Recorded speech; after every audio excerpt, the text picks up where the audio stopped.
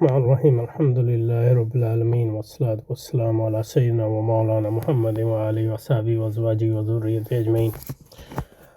اللهم ربنا أرنا الحق حقا وارزقنا اتباعه وأرنا الباطل باطلا وارزقنا اجتنابه. اللهم أرنا حقائق الأشياء كما هي ربنا زدنا علما وعملا وإخلاصا يا رب العالمين. اللهم انصر أولياءك في غزة وفي كل مكان. اللهم انصرهم على عدوك وعدوهم إنك على كل شيء قدير. اللهم فرج عنا وعن إخواننا في غزة في كل مكان. اللهم نفس كربنا وكربنا وثبت أقدامنا وأقدام والطف بنا وبهم يا أرحم الراحمين. وصلي وسلم على سيدنا محمد وآله وصحبه وأزواجه وذريته أجمعين برحمتك يا أرحم الراحمين. اچھا جی، تو تشکیل جدید الہیات اسلامیہ کا مطالعہ جاری رکھتے ہیں. یہاں پہ رکے تھے جو علامہ اقبال جو ہیں فکر اور وجدان، اس پہ ہم نے پچھلی بار بات کی تھی. پھر اس امر کا بھی کوئی ثبوت نہیں کہ فکر اور وجدان بالطبع ایک دوسرے کی ضد ہیں، کیونکہ علامہ اقبال کے نزدیک مذہب کا بنیادی منہاج وجدان ہے اور فلسفے کا بنیادی منہاج فکر ہے. اس لیے اور چونکہ فکر اور وجدان کو ایک دوسرے کی ضد سمجھا جاتا ہے یا ایک دوسرے کے ضد سمجھا جاتا ہے، تو اسی بنیاد پہ فلسفے اور مذہب کو ایک دوسرے کی ضد سمجھا جاتا ہے. لیکن اگر فکر اور وجدان جو ہے ایک دوسرے کی ضد نہیں ہیں بلکہ ایک دوسرے کے ساتھی ہیں، تو فلسفہ اور مذہب بھی ایک دوسرے کے ساتھی ہیں. تو یہ نقطہ نظر جو ہے ہیگلی نقطہ نظر ہے، جس میں حقیقت ایک ہے اور مذہب اس حقیقت کی تعبیر پیش کرتا ہے اور فلسفہ اس حقیقت کی تعبیر پیش کرتا ہے. فلسفہ جو ہے، مذہب جو ہے اس کی تعبیر جو ہے وجدانی سطح پہ کرتا ہے، جبکہ فلسفہ اس کی تعبیر جو ہے تصوراتی اور فکری سطح پہ کرتا ہے. اب علامہ اقبال اس سے آگے بڑھنے کی کوشش کر رہے ہیں کہ دونوں کا سرچشمہ ایک ہے، یعنی فلسفہ اور مذہب کا یا فکر اور وجدان کا، اور دونوں ایک دوسرے کی تکمیل کا سبب بنتے ہیں. یعنی فکر اور ایک جزون حقیقت مطلقہ پر دسترس حاصل کرتا ہے. حقیقت مطلقہ سے ہم مراد لے سکتے ہیں حقیقت جیسی کی وہ ہے. دو معنی مراد ہو سکتے ہیں حقیقت مطلقہ. حقیقت مطلقہ ایکچولی اس کے کئی معنی ہو سکتے ہیں، لیکن یہ کہ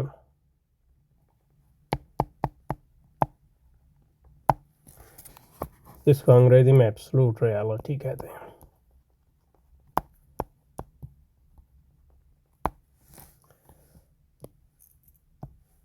تو ایک تو فرق وہ ہے جو کانٹ نے کیا ہے کہ ایک حقیقت جیسا کہ ہم کو نظر آتی،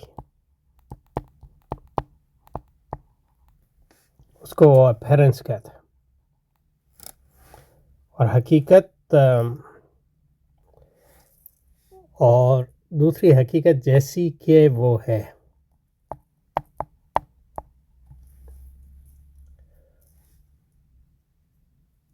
اور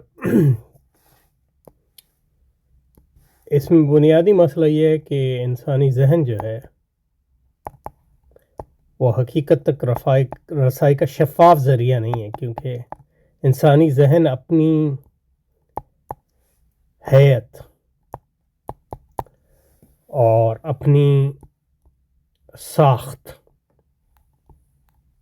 کو کئی سطح پر اس حقیقت پر مسلط کرتا ہے. اس لیے جیسا کہ کانٹ نے کہا ہماری رسائی حقیقت مطلقہ تک نہیں ہے، کیونکہ ذہن ہمیشہ حقیقت اور ہمارے درمیان آ جاتا ہے.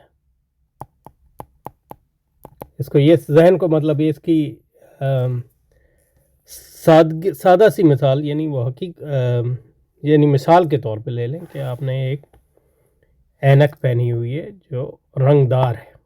تب اس اینک سے ہر چیز آپ کو رنگ دار نظر آئے گی، لیکن اس کا یہ مطلب تو نہیں ہے کہ جو باہر چیز ہے وہ اب ذہن کو بھی وہ رنگ دار ہے، ذہن کو بھی یہی سمجھے کہ وہ ایک اینک ہے، لیکن ایک ایسی اینک ہے جس کو آپ نکال نہیں سکتے. تو یہ کانٹ کا مفروضہ تھا. اور حقیقت مطلقہ اور جو حقیقت جیسے کہ ہمیں نظر آتی ہے، یا اپیرنس اور ریالٹی کا جو فرق ہے،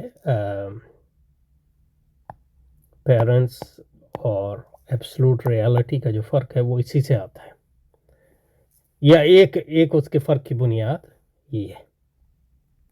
اور دوسرا جو حقیقت مطلقہ کا استعمال ہے،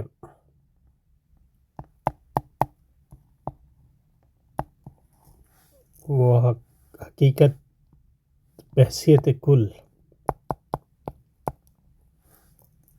یا اگر آپ خدا کی بات کریں تو خالق اور مخلوق.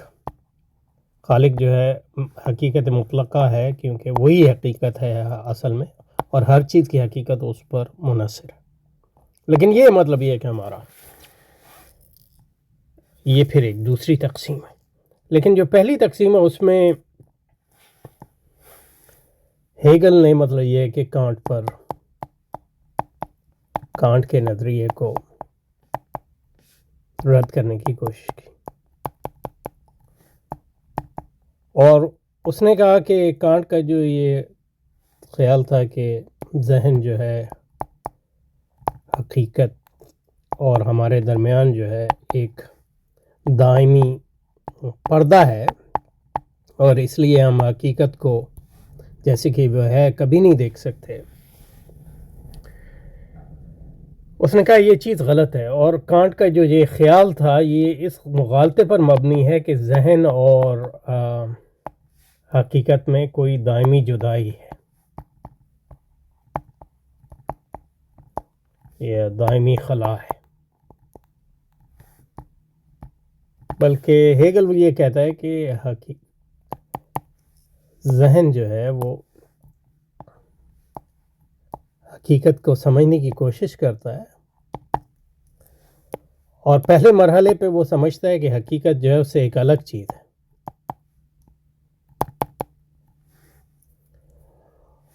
لیکن جو وہ اس حقیقت کو سمجھنے کے لیے آگے بڑھتا ہے، اس کو یہ سمجھ میں آتا ہے کہ حقیقت جو ہے ذہن سے الگ کوئی چیز نہیں ہے، بلکہ حقیقت جو ہے ذہن کا ایک اظہار ہے. اب ظاہر ہے کہ انفرادی سطح پہ تو یہ بات جو ہے عجیب سے لگتی ہے، کیونکہ درخت جو ہے باہر وہ میرے ذہن کا اظہار تو نہیں ہے.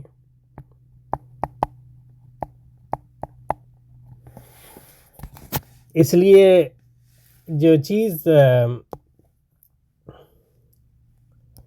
ہیگل نے کہی وہ یہ کہی کہ یہ انفرادی سطح پہ اگر ہم دیکھیں تو ذہن اور حقیقت میں دو ہی یہ دائمی لگتی ہے، لیکن اگر ہم بحیثیت کل دیکھیں، بحیثیت کائنات کی سطح پہ دیکھیں، تو جو روح کائنات ہے یا ذہن کائنات ہے وہ اور کائنات ایک ہی چیز ہے. اور یہ جو ذہن کلی ہے وہ اپنے اظہار کی کوشش کر رہا، اور ہم اپنی انفرادی سطح پر اسی اظہار کا ایک ذریعہ ہیں، اور حقیقت بھی اسی اظہار کا ذریعہ. تو اگر ہم یہ سمجھ لیں کہ ہم اس ذہن کلی کا ایک حصہ ہیں، اور وہ ذہن کلی جو ہے اپنے آپ کو سمجھنے کی کوشش کر رہا ہے، اور اپنے آپ کو سمجھنے کی اسی کوشش کے نتیجے میں وہ کائنات کو تخلیق کرتا ہے، جو کائنات جو اصل میں اس کی تخلیق نہیں ہے بلکہ اس کا اپنی ذات کا اظہار ہے. تو پھر ہمیں یہ سمجھ میں آتا ہے کہ پوری کائنات جو ہے ایک ہی چیز ہے، ایک دائمی سفر ہے روح کائنات کا یا ذہن کائنات کا اپنے آپ کو سمجھنے کا، اور ہم سب اس کا حصہ ہیں. تو یہ اس کا ایک نظریہ تھا، اور علامہ اقبال اس سے کافی متاثر ہے. تو اس میں جو ہے وہ یہی بات کر رہا ہے. تو اب جو یہ کہہ رہے ہیں کہ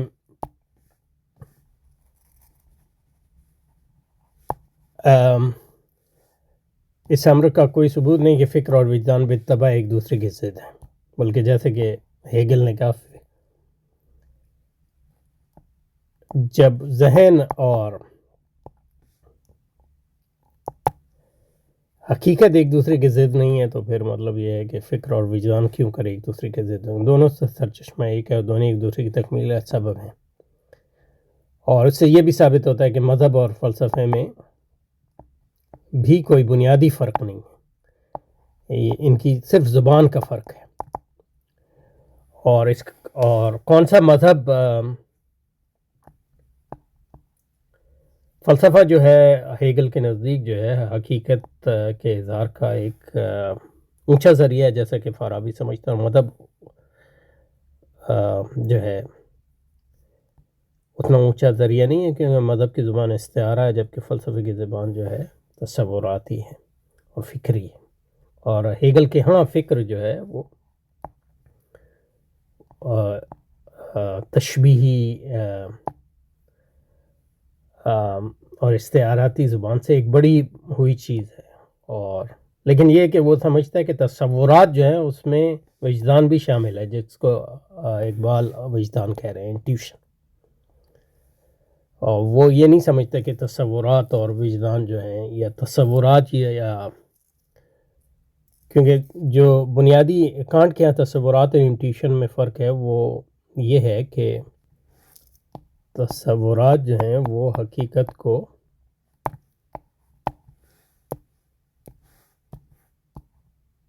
بالواسطہ سمجھنے کی کوشش کرتے ہیں.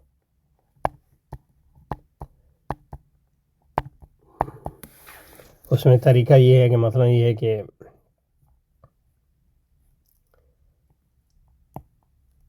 کالی میز، تصوراتی زبان میں ہم پہلے سمجھتے ہیں کالا ایک تصور ہے، اور اس کالے تصور کا ایک اظہار جو ہے یہ کالی میز ہے. اور میز بھی ایک تصور ہے اور اس تصور کا ایک انفرادی اظہار جو ہے یہ میز ہے. تو یہ عمومی تصورات جو ہیں ان انفرادی چیزوں کو سمجھنے کا ذریعہ بنتے ہیں، تو اس لحاظ سے بالواسطہ. لیکن وجدان میں جو ہے یا انٹیوشن جس کو کہتے ہیں اس میں ہم تصورات کو استعمال نہیں کرتے، وہاں چیز کو جو ہے بلا واسطہ سمجھتے ہیں بغیر تصورات کے. جیسے کہ میں کسی چیز کو پہلی بار دیکھا، اس کا کوئی تصور ہی مجھ میں نہ ہو، تو اس کو صرف دیکھتا ہوں، اس کو مطلب یہ ہے. لیکن ہیگل نے کہا کہ یہ تصورات جو ہے اور وجدان میں جو یہ فرق ہے یا یہ دو ہی ہے، یہ بھی ہماری ایک کم نظری کا ثبوت ہے. اور حقیقت یہ ہے کہ یہ صرف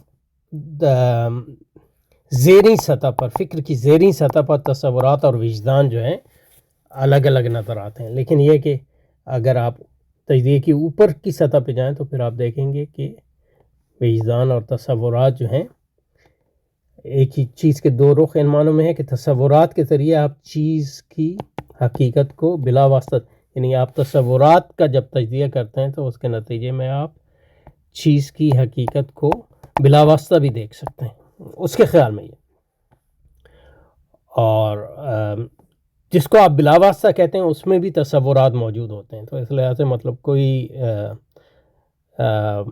بلا واسطہ چیز جو ہے تصور کے بغیر نہیں ہے، اور کوئی تصور جو ہے بلا واسطہ فہم کے بغیر جو ہے اس کا وہ ممکن نہیں ہے وغیرہ وغیرہ. اچھا جی، تو کہتا ہے کہ فکر اور وجدان بالطبع ایک دوسرے کے ضد ہیں، دونوں کا سرچشمہ ایک ہے، دونوں ایک دوسرے کی تکمیل کا سبب بنتے ہیں. ایک جزون حقیقت مطلقہ پر دسترس حاصل کرتا ہے، یعنی تصور یا فکر.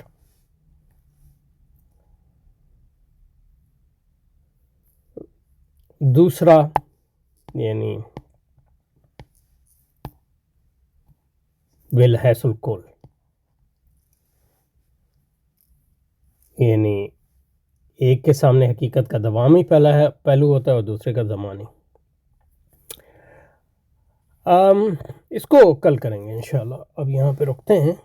ایک ہمارے پاس جو ہے بنیادی اس کا جو ہے تصور آ گیا ہے کانٹ ہیگل وغیرہ کا، تو اس کو آگے دیکھیں گے، کیونکہ کچھ اس میں ہیگل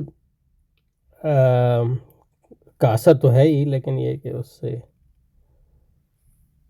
دوسرے تصورات کو لے کے اسے آگے بڑھنے کی بھی کوشش کرتے ہیں، تو اس پر تھوڑا یہ آہستہ آہستہ چلنے کی ضرورت ہے۔ سبحانک اللہم و بحمدک، نشہد ان لا الہ الا انت، نستغفرک و نتوب الیک۔ صلی اللہ وسلم علی سیدنا محمد و آلہ و اصحابہ و ازواجہ ذریۃ اجمعین برحمتک۔